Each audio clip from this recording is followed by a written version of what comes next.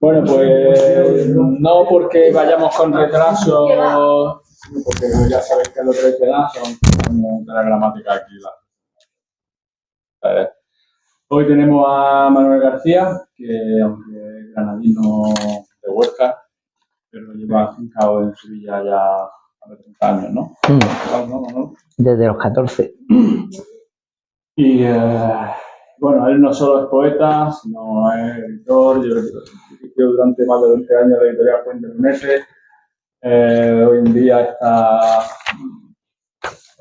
lo que es el motor de la editorial Hyperion, es crítico literario, es un maravilloso encuadernador, bibliófilo, librero de viejos. Tiene más de 10 libros de poesía publicados, el último de ellos, Prado Negro, del año 2022. Traductor, sobre todo del francés, del italiano, del griego, en colaboración con algunos de los traductores. Su obra crítica, reseña literaria ingente. En fin, una persona como del mundo del libro en el más amplio y correcto sentido de la palabra. Bueno, lo vais a dar cuenta en cuanto no lo empiece, que nos ha traído también una selección, como siempre, muy particular de aquellos textos que lo acompañan desde que acaso incluso de Chavea o un poco más tarde, por primera vez leyera, que es un poco el propósito del ciclo. Os recuerdo, por si a alguien se le olvida, que antes de iros os llevéis postalitas de las que no hemos estado utilizando en obra propia, que es el funcionamiento del ciclo. Editamos una pequeña postalita para que haga un poema, en este caso de Manuel García. Y ya yo me callo, que tiene mucho. Muy bien, vale, pues encantado de estar aquí con vosotros. A ver, yo empecé a leer muy tarde. El primer contacto que yo tuve con la cultura fue cuando yo estaba en Fregenal de la Sierra. Yo tendría más o menos pues mis 8 años, 9 años, y es que empecé a leer Mortadelo. Esta revista de Mortadelo a mí me enganchó mucho y me pasé varios años leyéndola, coleccionándola. Estas revistas tienen fecha del año 71. Muchas las compraba cuando iba a Huesca en un kiosquillo que había, que las tenían atrasadas. Entonces al final llegué casi a completarla entera, y a un amigo que era abogado, que le gustaba mucho el TVO y que tenía una buena colección de TVO, al final se la regalé para que él la completara, y de vez en cuando él me las presta. Son mis revistas, pero las tiene él en custodia. Entonces yo recuerdo que mi primer contacto con el mundo de la cultura fue el mundo de los TVO, de Escobar, de Ibáñez, de toda esta gente de los años 70. Y yo llegué muy tarde al libro. Mi padre era un conserje de un instituto de FP en Fregenal de la Sierra, en Badajoz. Y entonces, un día, del instituto de mi padre llegó a mis manos un libro, que fue este, que es la antología de Pedro Salinas, de la editorial Alianza. Entonces yo empecé a leer lo que había aquí y me quedé impresionado. Yo, cuando leí esto, me di cuenta que yo quería ser poeta. Menos mal que no cayó otra cosa en mis manos, que fue esto. Pero realmente yo no entendía absolutamente nada. Entonces recuerdo, por ejemplo, este poema de Salinas: para vivir no quiero islas, palacios, torres. Qué alegría más alta vivir en los pronombres. Quítate ya los trajes, las señas, los retratos. Yo no te quiero así disfrazada de otra, hija siempre de algo. Te quiero pura, libre, irreductible, tú. Sé que cuando me llames entre todas las gentes del mundo, solo tú serás tú. Y cuando me preguntes quién es el que te llama, el que te quiere suya, enterraré los nombres, los rótulos, la historia. Iré rompiendo todo lo que encima me echaron desde antes de nacer. Y vuelto ya al anónimo eterno del desnudo de la piedra, del mundo te diré: yo te quiero, soy yo. Yo no entendía ni papa. Ahora esto me flipaba, yo veía aquí algo especial. Cuando ya empecé a leer y a escribir y me convertí en un enfermo de los libros, entonces me di cuenta que Salinas es un poeta que no me gusta absolutamente nada. Es un poeta para mí pseudo-intelectual. A mí se me cae de las manos Salinas. No soy capaz de leerlo. Además, tuve la mala suerte que en el instituto me pusieron un libro suyo de lectura obligatoria, que era La voz a ti de vida, en COU. Cuando yo hice el COU, el segundo bachillerato de ahora, tuve que leerme La voz a ti de vida, a la que pertenece el poema este que acabo de leeros.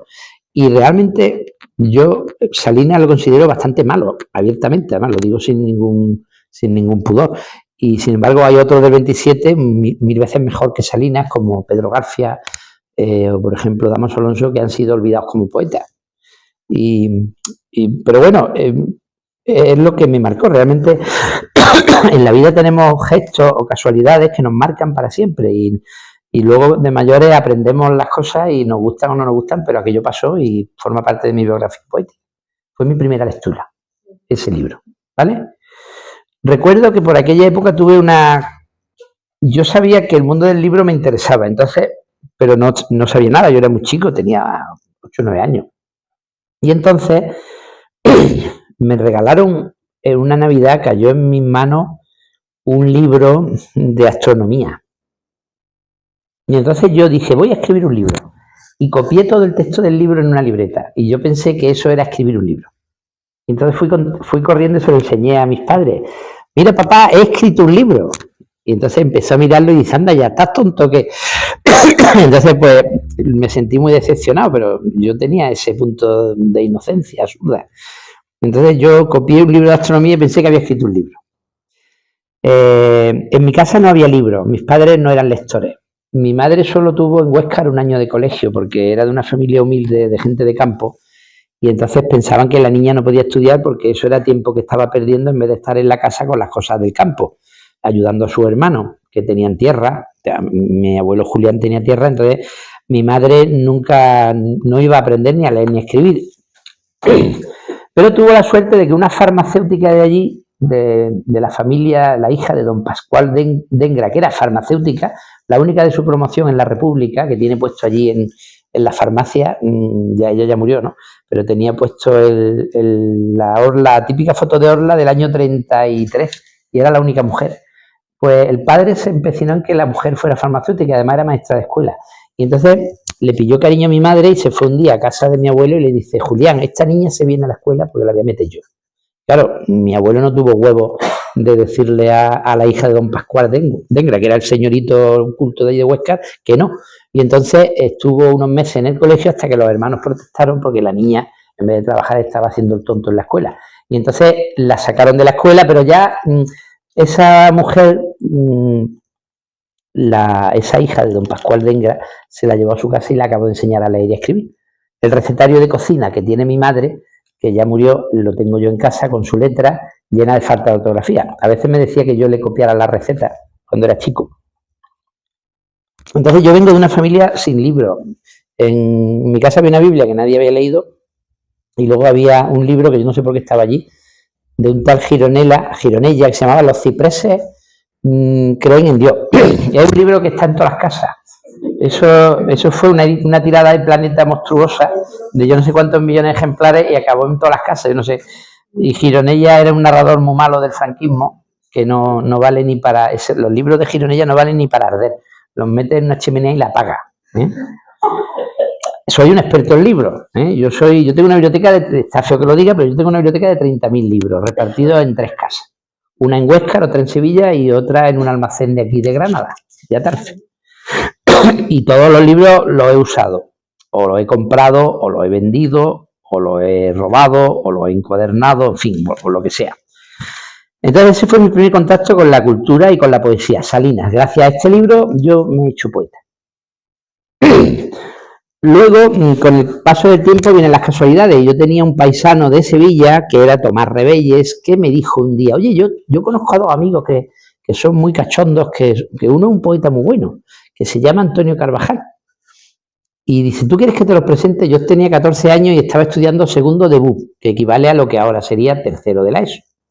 Y entonces, pues yo fui a Granada Y mi amigo Tomás Rebelle, que tenía un cochazo de esto, un Mercedes, era un empresario de allí de Sevilla, que además era apoderado de Antonio Mairena, se dedicaba a tema de toros, en fin, era un hombre que había hecho fortuna y le gustaba el flamenco, y entonces me presentó a Antonio Carvajal y a Carlos Villarreal. Entonces vivían los dos en la calle Ballesteros de Granada, cerca de Capitanía. Y entonces tenían una academia que se llamaba Fides. Luego pasado a dar clase Carvajal a la universidad y Carlos Villarreal también, los dos, a la Facultad de Letras de Granada. Entonces yo conozco lo que es el magisterio poético. A mí estos dos me enseñaron a escribir poesía. O sea, me dijeron, a ver, niño, 14 o 15 años, te tienes que leer esto. Y a mí me daban a Vicente Alexandre, me daban a Juan Ramón Jiménez, y yo cada 3 o 4 meses iba a Granada, le enseñaba mis poemas y me decían, esto es una mierda, tíralo. Tal. Y de 10 poemas acababa con 3 versos. Y decía, estos 3 versos son buenísimos, trabaja ahí. Y entonces pues yo me iba hecho polvo a Sevilla pensando que la poesía era una cosa muy difícil y que yo nunca sería un poeta. Pero me enseñaron a escribir, me enseñaron toda la técnica literaria. Recuerdo que un día estaban saldando una librería de la entrada de Derecho en Granada, que era la que tenía la editorial Al-Ándalus. ¿Recordáis aquella librería? Era mítica.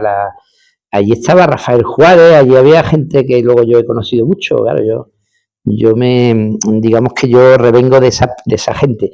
Entonces, estaban saldando libros y me compraron cuando yo, en el año 84, 2 libros. 2 libros que son estos 2 libros. Sombra del Paraíso de Vicente Alexandre y Sonetos Espirituales de Juan Ramón Jiménez. Las típicas ediciones de Losada, que son tan fantásticas. Ya sabéis que Losada es un invento maravilloso del exilio español, que son editores españoles que editan toda la poesía de los exiliados, de los americanos, incluso de algunos de los poetas que había en España. Igual que Espasacalpe, se van a Argentina y montan un doble sello editorial, el sello de Austral español, donde algunos autores estaban prohibidos, y el sello Austral con pie de imprenta en Buenos Aires, donde se publicaban todos los rojos y todos los prohibidos. Con lo cual la colección Austral es magnífica porque tiene a todos. Pues Losada tenía lo mismo. Entonces yo me leo Sombra del Paraíso y no me entero de nada. Con 14 años yo no me entero de nada, pero veo que esto es maravilloso. Un verso libre, surrealista, amplio, una cosa. Y entonces yo me lo leía y cogí y me empecé a leer a Alexandre. Y cogí un libro suyo que era el primer libro, el surrealista. En un vasto dominio. No, en un vasto dominio es uno de los últimos.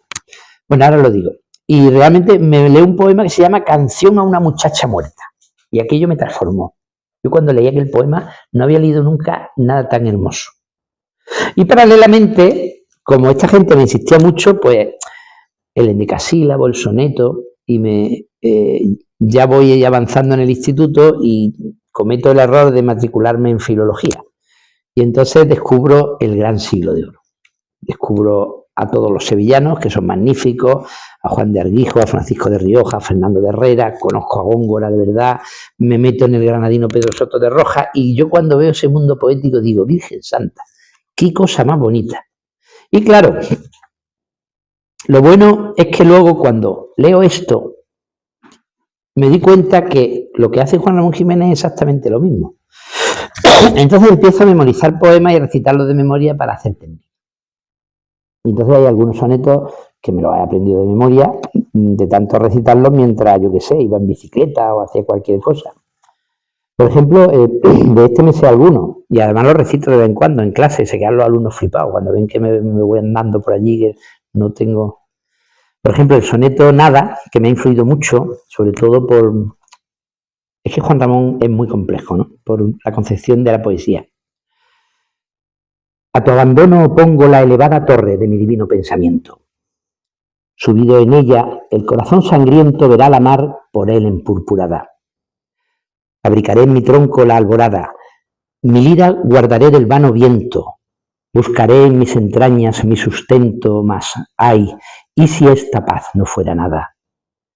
Nada, sí, nada, nada, o que cayera mi corazón al agua y de este modo fuese el mundo un castillo hueco y frío, que tú eres tú, la humana primavera, la tierra, el agua, el aire, el fuego, todo, y yo soy solo el pensamiento mío. Claro, yo cuando leía eso decía, esto es un mundo fantástico, este mundo de poesía es el que quiero yo. Claro, en mis primeros libros, pues muchos romances, muchos sonetos. Carvajal me descubre dos cosas. Una, la poesía culta, que no tiene mucho mérito en el sentido en que ya la vi yo en la universidad también, pero hay algo muy interesante y es la lírica popular.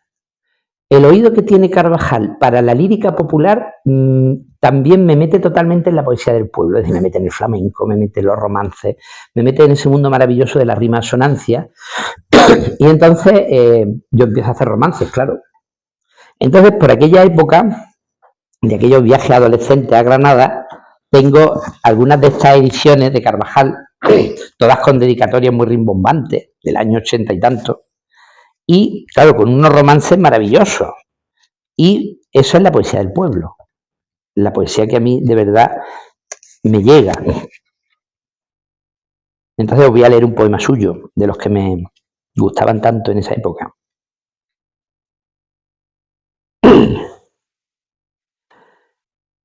Frente al mar, que todo brazos deja al cielo sin aristas, y lo recoge en su seno como un marcollo de prímulas, árbol será mi memoria nacido de mis cenizas.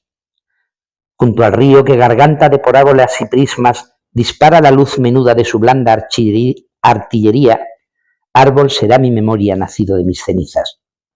Dentro de ti que amor vivo me has hecho granada herida, paráfrasis del arroyo, jardín, celaje y marina, árbol será mi memoria nacido de mis cenizas. Este tipo de poemas populares con estribillo me meten en la lírica popular. Y ahora no tengo ninguna relación con Antonio Carvajal, pero todo ese maestrazgo poético lo agradezco mucho, lo reconozco. Carlos Villarreal era un lince con la poesía, pero murió muy pronto, murió cuando yo estaba en quinto de carrera. No me dio tiempo a disfrutar de ese hombre que sabía mucho de poesías. Era, yo creo que la persona que más sabe de poesía de las que yo he conocido en mi vida, Carlos Villarreal, que fue el maestro de Antonio Carvajal. Y Carvajal escribe como escribe, fue gracias a Carlos Villarreal. Eso todos los que los conocimos los dos lo sabemos. Es un personaje que pasó desapercibido como persona secundaria, pero que no lo era. Y claro, Carlos Villarreal me dejó una semilla venenosa, que es la semilla del libro antiguo. El tipo tenía una biblioteca impresionante. Yo vi allí en su casa un manuscrito de San Juan de la Cruz. Y vi algunas piezas que luego han acabado en museos. Era muy amigo de Vicente Alexandre, tenía una correspondencia importante de Vicente Alexandre, alguna de la cual se ha publicado más tarde. Y yo era un tipo que tenía una biblioteca de todas las primeras ediciones de los autores, de los poetas españoles y hispanoamericanos desde la segunda mitad del siglo XIX en adelante. Y claro, él conocía muchos libreros sevillanos. Como yo era un chaval de 15, 16, 17 años, entonces me daba dinero y me decía, vete a fulanito y búscame libros de Villaspesa, búscame libros de Salvador Rueda, de unos autores de segunda fila, de Álvaro Retana. Y claro, yo empecé a aficionarme al libro antiguo, con esas tonterías de los modernistas raros, y hubo un momento en que ya me di cuenta de que yo quería ser encuadernador. Cuando apruebo la oposición de profesor de instituto, con un amigo que estaba tan colgado como yo, decidimos que no queríamos ser funcionarios con 24 años. Yo soy funcionario desde los 24 años. Me jubilo dentro de 2. Bueno, pues decidimos montar una librería de viejos, comprando libros en Argentina, y fuimos a Lisboa y Oporto y nos trajimos un coche lleno de libros, hasta arriba. Y entonces unos encuadernadores de Sevilla, a los que yo le encargaba libros con mis primeros sueldos, me enseñaron a encuadernar. Eran encuadernadores muy malos, los Gutiérrez, chusqueros. Quemaban el oro, no medían nunca, en ese taller de encuadernación no entró nunca una escuadra y un cartabón. Aquello era todo a ojo, era como una artesanía antigua, era un taller de 5 generaciones. Yo he ido buscando en librerías de viejos y he encontrado libros de toda su etapa. Entonces ahí aprendí a encuadernar. pero aprendí a encuadernar más. Luego yo me tuve que ir a Madrid y a Barcelona a encuadernar bien de verdad. Es decir, que gente que tenía de verdad finura me enseñara a medir de verdad las tapas de los libros, a usar los materiales de forma mucho más correcta y menos agresiva para el libro y todo eso. Entonces me metí en el mundo del libro, tanto de La Libia de Viejo, y eso se lo debo a Carlos Villarreal. Voy a hacer algo que no ha hecho aquí nadie seguro cuando ha venido a hablar de su... Y es que no solo voy a leer textos, sino que voy a enseñar encuadernaciones que yo he hecho, para que las veáis, porque eso me parece interesante, me parece que el mundo del libro es apasionante desde donde lo miremos. Entonces yo soy una persona de libros. Entonces os he traído 4 encuadernaciones. Esto es de mi viaje a Lisboa. Las vais pasando, ¿vale? No, si tenéis las manos de haber comido chorizo o algo, pasárselas de al lado. Esto es una primera edición, bueno, no sé si esta es primera, de Pessoa, porque, claro, yo iba mucho a Lisboa y compraba, sí, es primera edición, de Pessoa. Compraba de la edición ática, pues como yo he leído Pessoa en portugués, ¿no? Entonces, pues, esta es así un poquito tirando para moderna, esto es piel de búfalo. Esto es un cadalso raro, que esto es una encuadernación rara, imitando unas cosas que hacen en el Vaticano para conservar libros. Esto es piel de cabra, de la mejor calidad, y esto es pan de oro, claro. Estos son libros bien encuadernados. Una de las cosas que he descubierto últimamente son las serpientes. No hay nada mejor para encuadernar que una buena piel de cocodrilo o de serpiente. Sí, porque esos animales viven en el agua y se hidratan muy bien. Entonces, protegen muy bien el libro y se abren con mucha soltura. La piel de culebra es magnífica. Y en Ubrique tienes todas las pieles de todos los bichos, menos la piel humana, todas están ahí. Entonces, esto es de la primera edición de la obra de Verlaine al castellano. He traído un tomo en piel de culebra de agua, con un papel decorado por una catalana magnífica, Montse Bussó, que es la mejor del mundo decorando papel. Y esto es una cabra normal de un libro de la Edad Media. Bueno, no es de la Edad Media, es una edición buena del 19. Pero que, en fin, yo me he dedicado muchas horas a encuadernar, y en todas esas horas de encuadernación, en todas, he pensado en poemas, he pensado en libros, he reflexionado sobre lectura. La artesanía es muy buena, yo soy un artesano de verdad. Yo sé trabajar un libro antiguo, le he dedicado miles de horas a la encuadernación. Yo casi diría que de las mejores horas de mi vida, casi las mejores las he pasado encuadernando. Lo que pasa es que la encuadernación da para otra vida, que ya no voy a tener. Entonces ya hubo un momento en que paré. Dije, ya no sigo. Es decir, encuaderno para 4 amigos, encuaderno mi biblioteca, pero yo ya no voy a subir de nivel. He llegado a este nivel de encuadernación, que es un nivel medio alto hasta aquí, pero yo ya hasta aquí ya no voy a llegar. Es decir, ya en tema de libro de arte ya no me meto, porque es que puedes tardar 1 mes y medio en hacer un libro. Luego, si haces ese libro, que te ha ocupado 1 mes y medio, el tipo que te lo ha encargado, ¿cuánto le va a cobrar? Pues le tienes que decir, dame 3.000 euros o 2.000 euros. Claro, se te cabrea, es lógico. Entonces, ese mundo del libro se lo debo a Carlos Villarreal y forma parte de mi juventud más tierna granadina. Yo cuando esa biblioteca acabó mal porque tenía malos herederos, Carlos Villarreal, y acabó en Granada, en el parque. Había una biblioteca pública al lado del río Genil, cerca del Corte Inglés. ¿Sabéis la biblioteca que os digo? Sí, claro. Esa biblioteca, en los sótanos se metieron en caja, hubo una vez una inundación y muchos de esos libros se fueron al carajo. Porque el Ayuntamiento de Granada no tenía infraestructura para valorar esa biblioteca. Pero no por maldad, sino porque es que la biblioteca buena es que aunque tú quieras donar libros a la Biblioteca Nacional, es que no te cogen ya libros en ninguna institución. O sea, los libros hay que venderlos. Yo, si tenéis buenos libros, aconsejo que los vendáis. Por lo menos lo cogerá otro que le guste el libro y que lo siga transmitiendo. Entonces, la venta de libros antiguos es buena porque el libro está vivo en los lectores.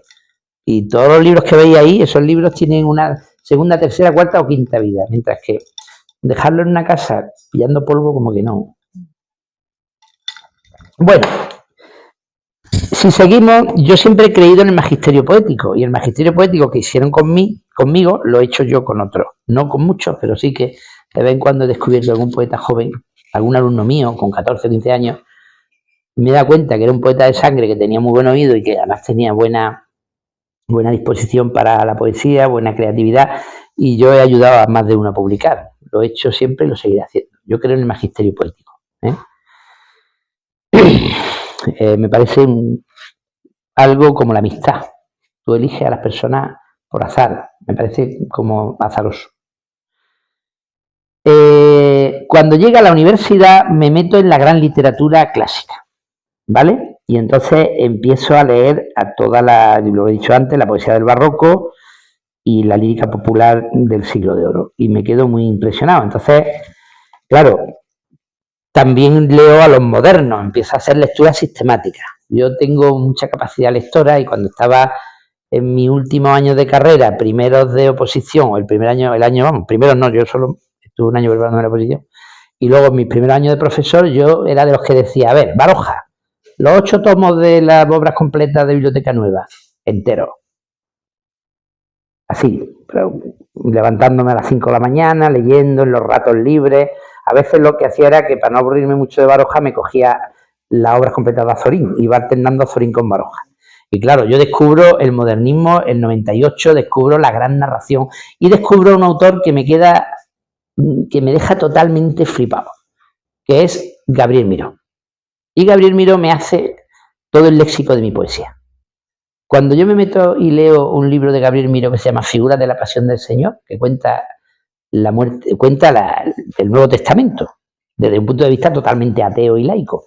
De hecho, tuvo problemas graves por ese libro, cuando publicó el primer tomo y casi le pegan, porque claro, lo educaron los jesuitas de Alicante y le pilló un odio igual que Azorín y dedica toda su obra a atacar a los jesuitas, que en los años 20 mandaban mucho en España, eran la gran élite que formaba intelectuales. Todos los grandes escritores españoles de los años 20, Ortega y Gasset, todos vienen de colegios de jesuitas, y Miró también, claro. Entonces yo leo a Gabriel Miró y me quedo impresionado. Yo cuando veo esa prosa y la mala leche que tiene ese hombre, es el Anatole France español, es decir, una mezcla de contenido duro y estilo maravilloso.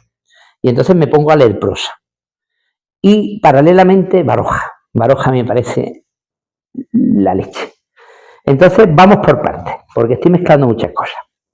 La gran poesía del siglo de oro y los poetas actuales. Me di cuenta que las formas son exactamente iguales. Y lo mismo pasa con el gran libro que me abre la cabeza a nivel léxico, que es la Celestina. Yo cuando leo el Conjuro Satánico de la Celestina me di cuenta que aquello es gloria. Y entonces eso luego lo descubro en Gabriel Miró. Hay como una especie de transición en mis lecturas ya caótica, absolutamente casual, entre el mundo clásico y el mundo actual. Entonces voy a poner algún ejemplo. El famoso romance de Lope de Vega, estas son las lecturas que me han hecho a mí como escritor, claro.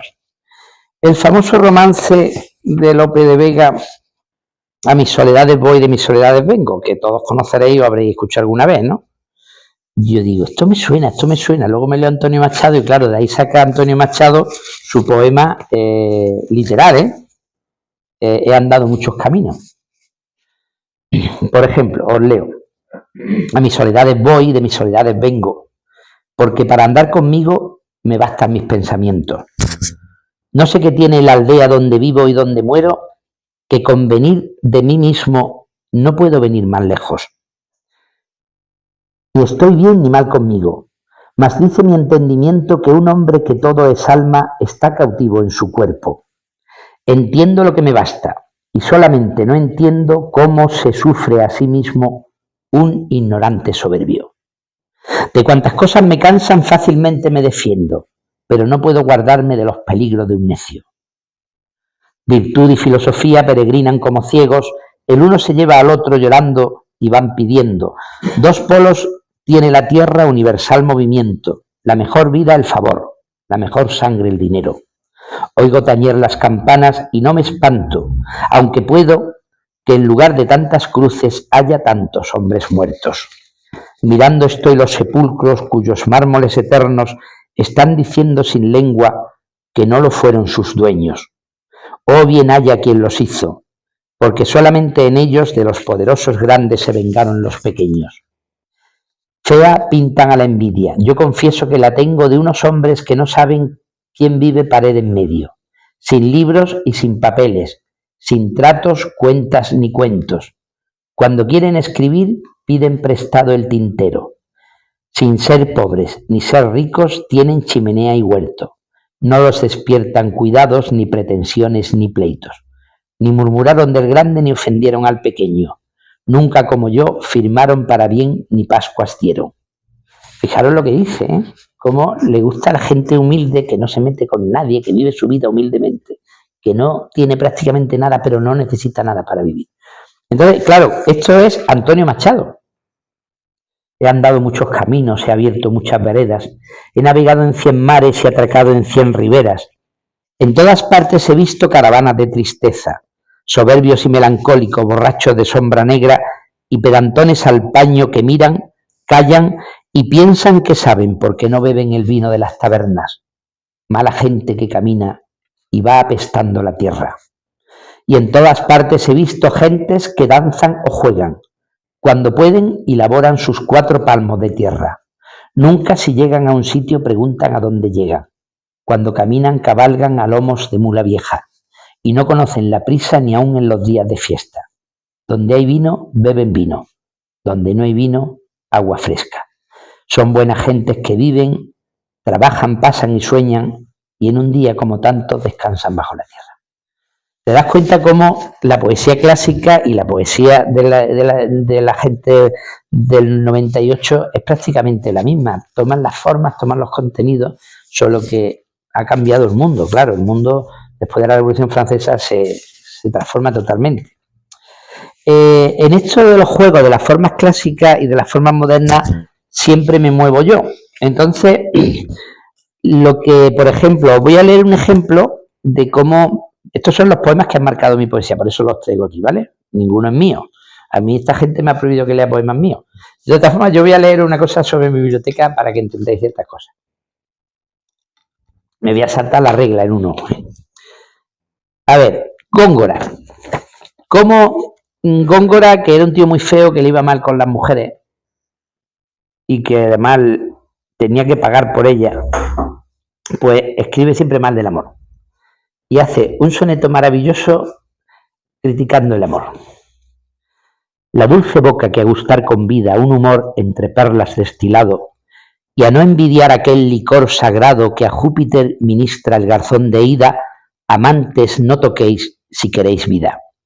Porque entre un labio y otro colorado, amor está de su veneno armado, cual entre flor y flor sierpe escondida. No os engañen las rosas, que a la aurora diréis que aljofaradas y olorosas se le cayeron del purpúreo seno.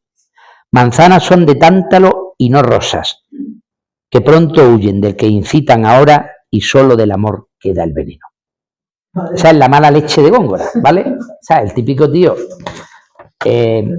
reprimido, que no tiene éxito con las mujeres y que ataca a todo el que ama.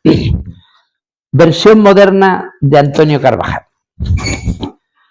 La dulce boca que a gustar convida, un silencio de besos destilado y aquel licor si oculto más sagrado que emana del suspiro y de la herida, amor, dámelo ya que quiero vida. Pues entre un labio y otro colorado tienes tanto clavel de mi costado, tanta rosa recién amanecida. Dame consolador, tanto veneno, que quiero amar, morir, besar, soñarte, suspirar, no dormir, verme en tu seno, y entre las golondrinas de la aurora buscarte y no perderte y encontrarte ayer, mañana y nunca y siempre ahora. Es el mismo poema, pero dado la vuelta totalmente. Es como si coges un vestido y le das la vuelta y te lo pones al revés. Pues claro, leer mucho, trapichear mucho con libros te lleva a darte cuenta que entre los clásicos y los de ahora no hay ninguna diferencia. Yo no la veo. Cuando tú lees el fragmento de la Ilíada en el que el padre de Héctor va a pedir a Aquiles el cadáver del hijo, descomponiéndose en la puerta de su tienda militar. Y cuando ves como el padre de Héctor mata las manos del matador de su hijo, y se pone a llorar, y el propio Aquiles, que podía haber matado al padre después de matar al hijo, que era el rey de Troya, que era su enemigo, le dice: deja de llorar, que me estás recordando a mi padre que ha muerto y a mi madre, y entonces se pone a llorar Aquiles y lloran los dos juntos y dice, anda, levántate que vamos a comer y vamos a hablar como tal. Y eso es que se me están poniendo los pelos de punta de recordarlo. Eso es insuperable. Yo no creo que después de la Ilíada de la Odisea nadie haya escrito nada mejor. Creo, a lo mejor me equivoco. A mí hay una cosa que siempre me ha molestado mucho, son las modas literarias. Las modas, el tema de que te encasillen en un sitio. Cuando yo ahora estoy editando en Hiperión veo cómo vienen los jóvenes, cuando ganan un premio literario, y entonces tienen un concepto de la poesía tan absolutamente barato y burdo, de algo que es una especie de moda, que prefieren 1000 veces 84 visitas en un Instagram oportuno que realmente hacer un buen poema, ¿no? Y realmente me estoy llevando la sorpresa desde que estoy trabajando en Hiperión, que los autores, que tengo solo conflictos con los más jóvenes, porque a lo mejor coge a un autor joven y ha ganado un premio, y entonces el ayuntamiento le da 7.000 pavos, y entonces pues en el contrato que haces con él dices que los 7.000 euros son adelantos de derechos de autor, es decir, que si vende más de 7.000 libros o de 8.000 libros, entonces ya tú le empiezas a pagar derechos. Entonces el tío te dice, ¿me vaya a pagar? Y empieza a preguntarte por el dinero. Digo, o sea, yo cuando empecé a publicar mis primeros libros, yo jamás pensé en nada de dinero. El dinero para mí era una cosa absurda, porque en mi casa nunca hubo dinero, ni yo vi dinero. Pero yo no sé por qué digo esto, estoy como divagando un poco, ¿no? Pero sí tengo la idea de que los clásicos y los de ahora son lo mismo. Ese es mi concepto de la cultura. Y ese es el concepto que me anima siempre como escritor. Y como bibliófilo, y como encuadernador, y como todo. Cuando yo leí La Celestina me quedé impresionado.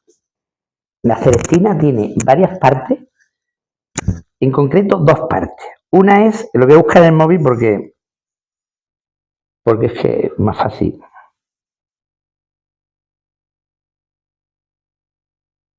Conjúrote, triste Plutón. Aquí está.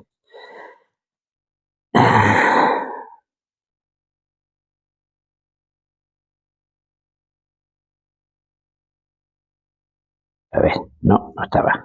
Aquí sí.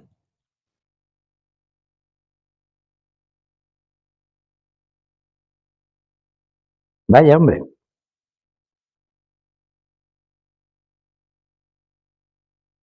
Aquí no tenéis cobertura de internet, ¿sí, no? Me voy a quedar con la gana de leerlo, porque es tremendo, ¿eh? Es una cosa que da susto. No, quiero el conjuro satánico de la Celestina. Si es que es una tontada muy grande. Sí, pero Era leerlo de ahí del móvil, para que no...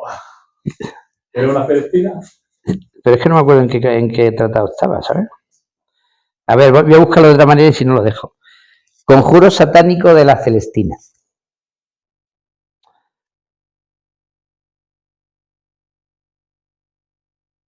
No. Acto tercero. Ya sabemos dónde está.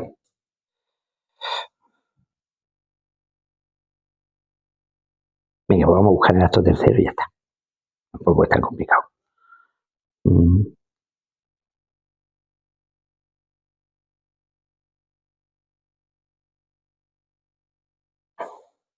Aquí está.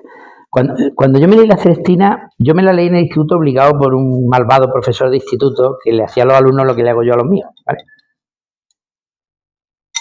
Y entonces yo no me enteré de nada, me parecía un coñazo horroroso, una lengua que yo no entendía. Ya en la carrera me cogí una buena edición y aquello ya me sonaba bien. Pero ya a mi tercera lectura, cuando ya estaba dando clase con mis 26, 27 años, me la leí a mala leche. Y me di cuenta que era el libro que más me gustaba de todos los que me había leído, sobre todo por el estilo. Yo no he visto nunca tanta acumulación de palabras. Le he dedicado muchos poemas a La Celestina, es como una especie de obsesión mía, La Celestina. Me parece el libro más salvaje y más guarro y más terrible que se puede leer. Además es un libro hecho desde una perspectiva ultracatólica donde todo el que haga esto va a palmar y el que se salga de la línea correcta va a acabar como murió esta gente, donde aparecen las pasiones de la forma más terrible. Entonces, voy a leeros El conjuro de la Celestina. Tanto ese como la enumeración de los cacharros que tiene en su laboratorio son, para mí, las partes más ricas del que se han escrito nunca en castellano, ¿vale? Esa es mi opinión. Así que lo leo. Conjúrote, triste Plutón, señor de la profundidad infernal, emperador de la corte dañada, capitán soberbio de los condenados ángeles, señor de los sulfúreos fuegos que los hirvientes étnicos montes manan, gobernador y veedor de los tormentos y atormentadores de las pecadoras ánimas, regidor de las tres furias, Tesífone, Megera y Aleto, administrador de todas las cosas negras del reino de Estige y Dite, con todas sus lagunas y sombras infernales y litigioso caos, mantenedor de las volantes arpías con toda la otra compañía de espantables y pavorosas hidras. Yo, Celestina, tu más conocida cliéntula, te conjuro por la virtud y fuerza de estas bermejas letras, por la sangre de aquella nocturna ave con que están escritas, por la gravedad de aquestos nombres y signos con que este papel contiene, por la áspera ponzoña de las víboras de que este aceite fue hecho, con el cual unto este hilado.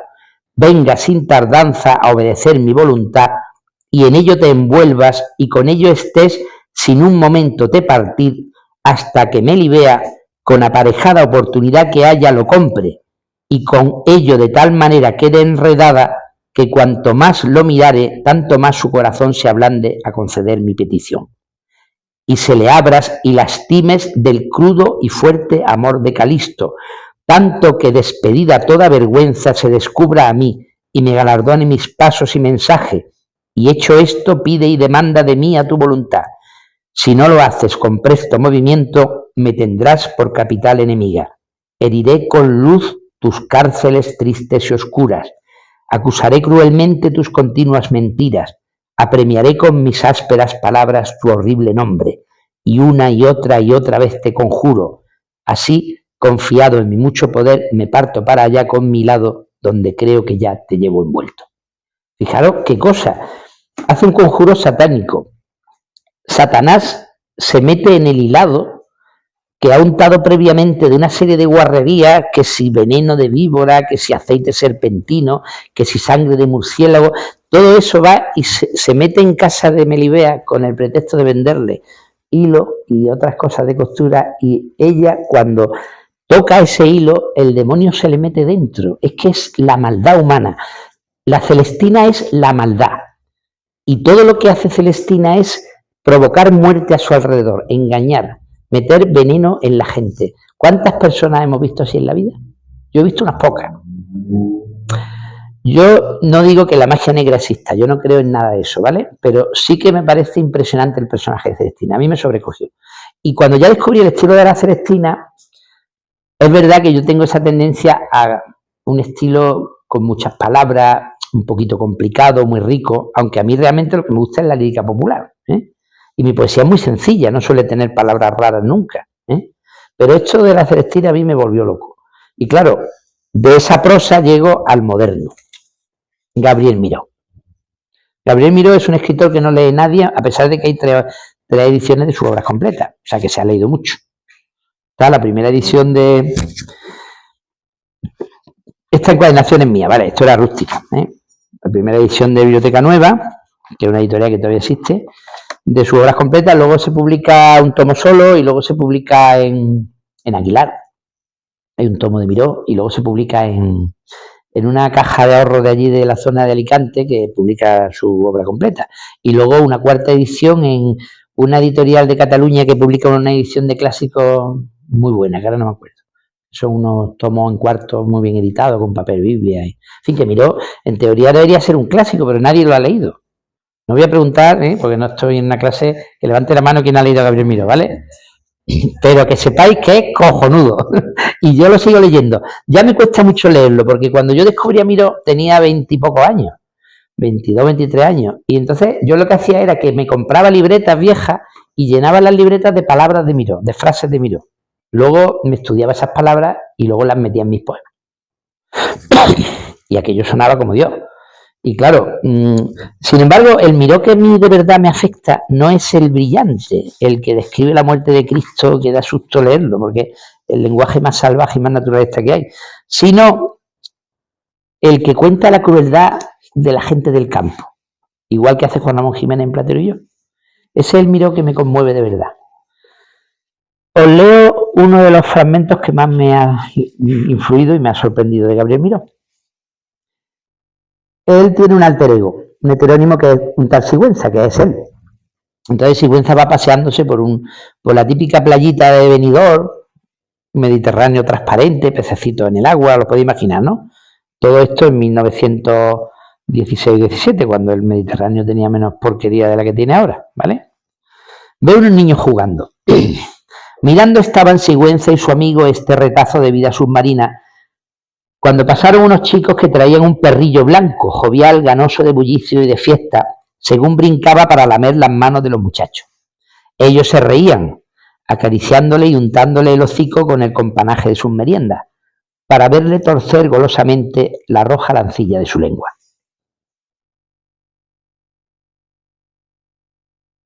Pero los rapaces ya lejos bajaron a las piedras. Sus manos descogían, alargaban una soga. El perrito gañía lastimeramente. Sigüenza y su amigo corrieron para ver su travesura. Los mozos tendidos en las rocas miraban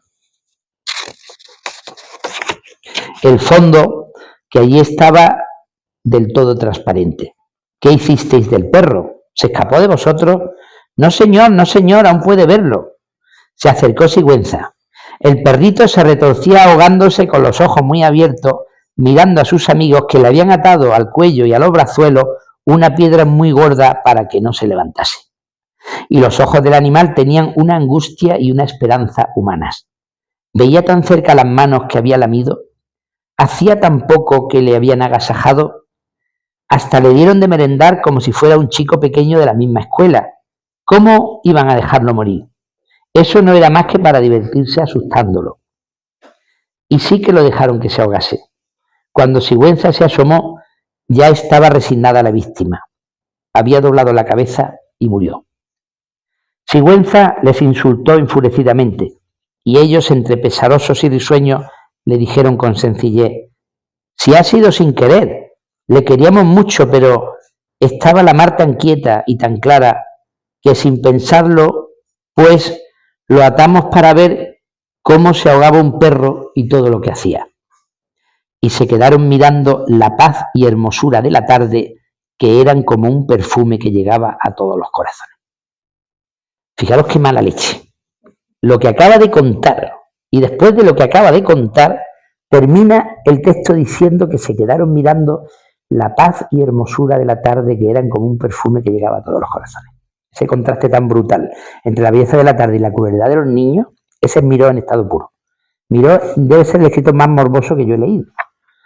Y nada, pues a mí me impresionaba mucho Gabriel Miró. Yo lo he leído mucho, hasta tal punto que ya no lo puedo leer. Gabriel Miró ya me cuesta mucho releerlo, porque es como cuando uno empezaba a escuchar música y escuchaba todas esas cosas de Mozart, ya no las puedes escuchar, ya realmente te has hartado de ciertas músicas, ¿no?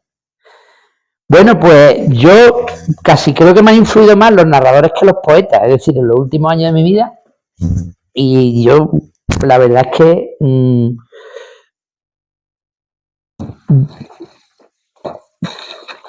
yo creo que ya no, porque si me queréis preguntar algo, bueno, sí, hay otra cosa.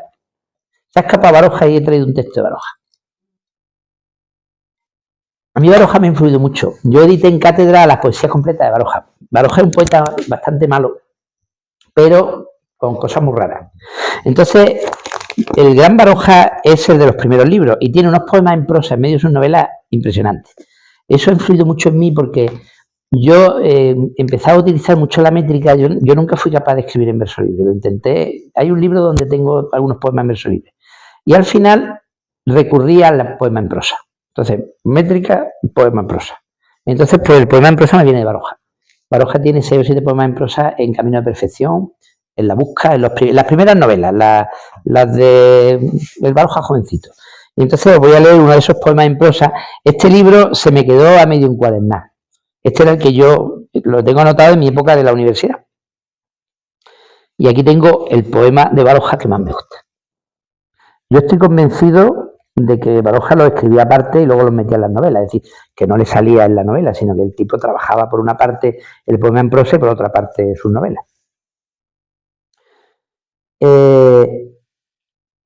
Un personaje de Camino de Perfección llega a un monasterio y se encuentra un cuadro de Valdés Leal, el que hay en el Hospital de la Caridad de Sevilla, no sé si lo habéis visto. Se ve un obispo descomponiéndose, el cadáver de un obispo descomponiéndose. Y entonces, de repente, Baroja, el narrador, escribe esto.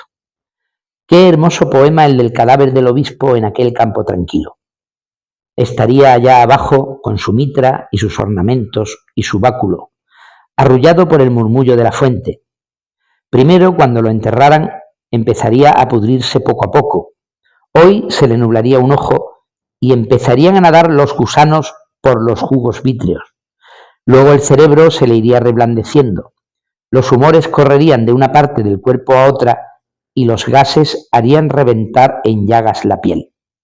Y en aquellas carnes podridas y deshechas correrían las larvas alegremente. Un día comenzaría a filtrarse la lluvia y a llevar con ella su sustancia orgánica. Y al pasar por la tierra aquella sustancia se limpiaría, se purificaría, nacerían junto a la tumba hierbas verdes, frescas, y el pus de las úlceras brillaría en las blancas corolas de las flores. Otro día esa hierba fresca, esas corolas blancas darían su sustancia al aire y se evaporaría ésta para depositarse en una nube. Qué hermoso poema el del cadáver del obispo en el campo tranquilo. Qué alegría la de los átomos al romper la forma que les aprisionaba, al fundirse con júbilo en la nebulosa del infinito, en la senda del misterio donde todo se pierde. Un Baroja fantástico. Y esto a mí me marcaba mucho, claro. Así que, si me queréis preguntar algo o queréis decirme algo, yo ya no he traído más textos, porque no me voy a poner a leer lo de la Ilíada y todo eso, macho, eso lo leéis vosotros. Pero ya está. Si me queréis decir algo, me queréis preguntar algo y hablamos, quizás sea, no sé, como veáis. O no sé qué protocolo hay ahora. Hemos dado un aplauso y luego nos lees tu poema. Pero, a ver, yo no quiero deciros que yo, por estar en un sitio tan chulo hablando, la verdad que me bonita la casa.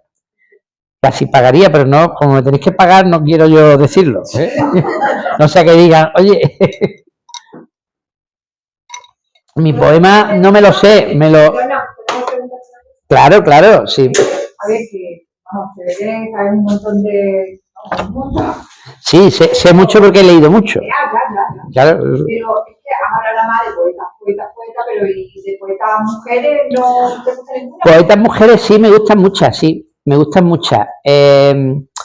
Pero influir en mí, solo que yo reconozca ha influido una mujer, que es Ángela Figuera. La escritora vasca Ángela Figuera me la he leído con mucho detenimiento y me ha influido mucho. De la literatura clásica me ha gustado bastante leerme las cartas de Santa Teresa, porque tienen un estilo muy apasionado, las cartas que le manda a su confesor. Algunas muy raritas, ahí Santa Teresa se pasaba 10 pueblos. Y eso sí me ha gustado. Y me ha gustado mucho algunos cuentos cortos de Pardo Bazán. De Emilia Pardo Bazán. Pero en realidad toda la literatura que me ha influido de verdad es literatura de hombres, ¿sabes? O sea que es así. Es lo que yo he leído y luego no se puede equiparar, es decir, el número de hombres y de mujeres por motivos históricos, la descompensación es brutal. Es decir, que no se puede tener referencias antiguas de mujeres para tener una gran cultura literaria, porque no las hay. El problema es que no las hay. Es decir, en el siglo de oro hay muy pocas. Se están reeditando algunas dramaturgas, ¿vale? Que están bien, pero realmente yo creo que de la literatura clásica española del siglo de oro, Santa Teresa. Complicado formarte un estilo, porque yo además soy bibliófilo, es decir, yo tengo muchos libros raros y yo todo lo que me interesa lo leo o lo compro, ¿eh? Entonces, la cultura de género a mí me interesa en cuanto a que se pueden rescatar buenas escritoras. Me gustan, del 20 me gustan mucho y las leo mucho a Matute y a Martín Gaite. Y como poeta, Ángela Figuera, yo creo que es abiertamente mejor que Celaya, y así la explico en clase, y de calidades similares exactamente, o incluso mejor a veces que Blas de Otero. Esa poesía social de Ángela Figuera me conmueve mucho. Sin embargo, Concha Méndez no me va, no me llega. Sin embargo, es una gran editora. Es un poco la que inventa el libro, la tipografía moderna. Todo el mundo se lo atribuye a Manuel Alto Alegre, pero era Concha Méndez. Y en realidad lo que hacen es, tanto Concha Méndez como Manuel Alto Alegre, copiar lo que estaba haciendo Juan Ramón Jiménez en la residencia de estudiantes.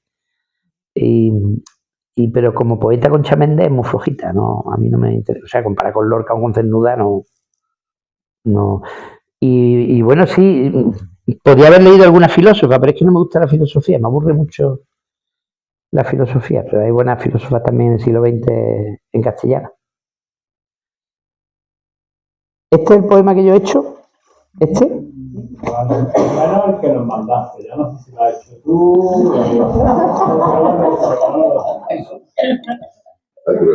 Yo creo que pinta que es tuyo. Tiene toda la mala leche, sí. Pero este poema tiene que ver con Baudelaire. Porque yo estoy preparando ahora una traducción de Baudelaire. Llevo 1 año y medio traduciendo un libro que se ha traducido ya 3 o 4 veces. O sea, en realidad mi traducción no hace falta. Y está bien traducido además. Lo que pasa es que Hyperion tiene traducida Las Flores del Mal en una edición bilingüe, y para vender la poesía completa de Baudelaire nos hacía falta traducir el Spleen de París, los pequeños poemas en prosa, que son igual que Las Flores del Mal, pero en prosa. Y como a mí me gusta mucho el poema en prosa, pues me he metido. Y eso es una locura, porque Baudelaire tiene un estilo dificilísimo, es muy retórico y además tiene mucha mala idea escribiendo. Y de la mala idea de Baudelaire, cuando uno lo lee tantas veces y lo repasa tantas veces, se te contagian cosas. Y este poema es una anécdota que me pasó de verdad. Y cuando me pasó de verdad me acordé de Baudelaire y lo escribí en una de las muchas libretas que llevo yo por ahí. Y luego pues lo tenía perdido, pero cuando tú me dijiste que necesitaba un texto corto, me fui a mirar en el ordenador y vi el poema y dije, lo arreglé sobre la marcha porque estaba sin terminar. Miremos a los mendigos, homenaje a Baudelaire. Hostilmente me miró la mendiga con cara de reproche. Me exigía dinero extendiendo con ímpetu su mano oscura y trabajada. Hostilmente le mantuve la mirada sin dulzura y mis ojos le devolvieron con descaro su propio reproche diciéndole sin palabras: ¿quién coño eres tú que vienes a ensuciar mi merecida cerveza con la ponzoña de tu triste vida? Y las dos miradas cristalizaron en una sola de odio compartido, culpándose la una a la otra de sus desdichas. Y mientras se iba, nos unía una cuerda hiriente de mirada intensa, la mirada del orgullo que te dignifica. Entonces, Baudelaire tiene la teoría de que a los mendigos hay que tratarlos con dignidad. Eso significa, no sé si recordáis de los pequeños poemas en prosa, el texto de Baudelaire que se llama Apaleemos a los pobres. ¿Lo recordáis? Es que un mendigo se le acerca al personaje, que se entiende que es Baudelaire, y le pide dinero. Entonces empieza a pegarle al mendigo. El mendigo es un viejo decrépito que está allí, el hombre, y entonces empieza a pegarle. Y entonces coge un palo que había allí, le pega en el lomo con el palo, hasta que llega un momento en que el mendigo empieza a defenderse y le quita el palo y le pega a él con el palo. Y entonces empieza a pegarle de verdad a Baudelaire. Y hay un momento en que la cosa se pone muy fea. Entonces Baudelaire dice, para.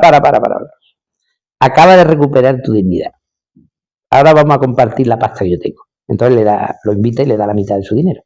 Esa teoría de Las Flores del Mal y del Spleen de París, de que a los mendigos hay que tratarlos con dignidad, como si fueran iguales, nunca como si fueran inferiores. Es la idea que hay un poco en el poema. Lo que pasa es que es un poquito salvaje, ¿eh? Pero, bueno, es literatura. Ya sabéis que la literatura en el fondo es mentira. O sea, es ficción, ¿no? ¿Has tenido alguna vez una crisis de avidez? ¿De Avidez, avidez? ¿Qué es eso? avidez, ansia por leer. No, ¿qué va? Avidez por leer. ¿Has tenido alguna crisis en algún momento de tu vida que basta, hasta aquí? ¿Qué pregunta más curiosa? No. A veces me agobio un poco porque llevo muchas cosas al mismo tiempo y tengo la sensación de que todo lo hago mal. Es decir, me gustaría escribir mejor, sé que descuido mi estilo porque me dedico más a otras cosas de libros y he tenido alguna pequeña crisis por ahí. Y luego he tenido crisis de escritura. O sea, meses y meses que no escribía nada, no sabía qué hacer. Y entonces, pero luego eso rápidamente se me ha pasado. Siempre, pero solo, se pasa solo. Cuando publiqué el último libro, Prado Negro, me pasé 1 año y medio que no escribí nada, pero nada. Y sin embargo ahora me están saliendo cada 2 días. De lectura, es que, ¿sabe una cosa? Yo soy un lector muy raro. A ver, tú de chico no leía nada. Yo nunca leí cuentos, nada. Yo no conozco los cuentos tradicionales. En mi casa no había cuentos, ni me los leyó nadie. Entonces, yo los cuentos los he visto a veces en películas de Walt Disney y cosas así. Y luego en la carrera y los primeros años de trabajo tuve una lectura salvaje sistemática, de leer todo el fondo clásico a mala idea y disfrutando mucho de más.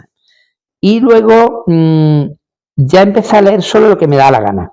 Y sé que tengo muchos poetas buenos sin leer. O sea, yo no he leído a Joyce, poetas y narradores, pero pienso siempre, ya lo leeré. Total, todavía no voy a palmar, me dará tiempo. He dejado queriendo a Anatole France, lo descubrí hace 6 o 7 años y me quedé impresionado. Cuando yo leí Anatole France, hay autores muy buenos que yo sé que están ahí y que no los leo porque no tengo ganas de leerlos. Y sin embargo he tenido últimamente que leer cosas muy malas porque yo estoy en 8 o 9 jurados de poesía de Hyperion. Y yo creo que el año pasado me habré leído unos 500 libros de poetas jóvenes. Muchos de ellos bien leídos, completos. Te pagan bien, ¿no? Hombre, claro, si no, no lo haría. Lo hago por eso. Y no, y porque es mi editorial y me interesa mucho que lo que publiquemos sea bueno. Entonces lo hago a mala idea, los leo bien. ¿Qué es lo que pasa? Que eso llega un momento en que te deforma totalmente las ganas de leer, te quita las ganas de la lectura. Tú cuando ya dejas de leer un jurado literario, lo que tienes ganas es de irte por ahí a beber vino, de lo que sea menos de leer. Entonces llega a tenerle un poco de asco a los libros de vez en cuando. Y entonces no estoy ahora yo en un buen momento lector. Ahora yo estoy leyendo muy poco. Diría que casi nada, solo por obligación, de forma profesional. Sí. También te digo que me estoy pasando una pequeña crisis con mi biblioteca. ¿Vale? Voy a leer otro poema mío, que lo sepa, que tiene que ver con la biblioteca. He amenazado al principio y es que tiene mucho que ver con esto. Ya hemos acabado, ¿no? Que no se entere nadie, que te van a venir aquí los poetas a leerte cosas. Hostia, pues entonces no lo metáis por internet, tú corta antes. Eso. A ver, yo tengo ahora un problema y es que me ha pasado ahora, al venir aquí, me ha pasado más veces, pero la última vez ha sido al preparar esto. Yo digo, a ver, en mi casa de Sevilla tengo los libros caros y buenos, bien encuadernados, y tengo la literatura desde la Edad Media hasta el siglo XVIII. Y una habitación llena de flamenco y folclore. En mi local de la Alameda, donde encuaderno, que es otro sitio de Sevilla, tengo todo el romanticismo y toda la literatura del siglo XX en castellano, toda la literatura hispanoamericana y las traducciones que me gustan, más los libros de encuadernación y de arte. Y la crítica literaria la tengo en Huéscar, que tengo 2 habitaciones o 3, 2 y media, vamos, llenas de crítica literaria que yo he tenido que leerme desde la facultad para acá, pues para escribir yo he hecho ediciones críticas, yo manejo bibliografía. Yo no soy de los que va a la biblioteca, yo tengo todos los libros en mi casa. Pero ya, yo para ir a una biblioteca ya tiene que ser eso imposible. Entonces, ¿qué es lo que pasa? Que digo, bueno, voy a coger los poemas de Francisco de Medrano para traerlos. Y yo digo, me voy al pasillo de mi casa y digo, coño, no están aquí. Yo pensaba que la poesía del siglo de oro, que es lo que más me gusta a mí y lo que me ha hecho poeta de verdad, no estaba ahí. Me voy al local y digo, bueno, yo creo que lo puse allí. Y digo, ¿qué va? Si aquí están los poetas románticos. Digo, hostia, hay una nave aquí en Atarfe que me trae un montón de libros, los estoy ordenando, digo, y tampoco están ahí. Y me di cuenta que me los llevé a Huesca y los tengo en caja. O sea, no he podido traer un libro de un poeta del siglo II porque los tengo en caja. O sea, he llegado a tal deformación que ni siquiera tengo ya mi biblioteca, la buena, la que me ha hecho simplemente a mano. Y eso me crea una importante crisis y una gran tristeza. Es decir, yo ya lo que estoy pensando es deshacerme de los libros. Entonces, la lectura para mí es algo ya conflictivo. Yo leo y leo lo que tengo que leer, pero o a veces me pide no he hablado, por ejemplo, de Reinaldo Arenas, que es un autor que me gusta mucho la prosa que hace, ¿no? Y lo he leído muchas veces y cuando veo en una librería un libro suyo que no he leído, me lo compro y me lo leo inmediatamente. Pero le he perdido la gana a la lectura. Y tiene que ver con esta idea del desparrame de libros. Desparrame de libros y el desparrame de editar, de correr, de no parar, ¿sabes? De no tener una vida tranquila, de no disfrutar del tiempo, sino entregar el tiempo a los demás. Entonces aquí tengo un poema que indica eso, sobre mi biblioteca.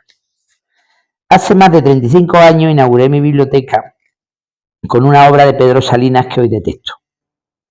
Han llegado a ella libros de muchos lugares del mundo: Nápoles, Buenos Aires, París, México, Lisboa, Londres, Berlín, Nueva York. Y cada libro traía consigo el olor de su ciudad.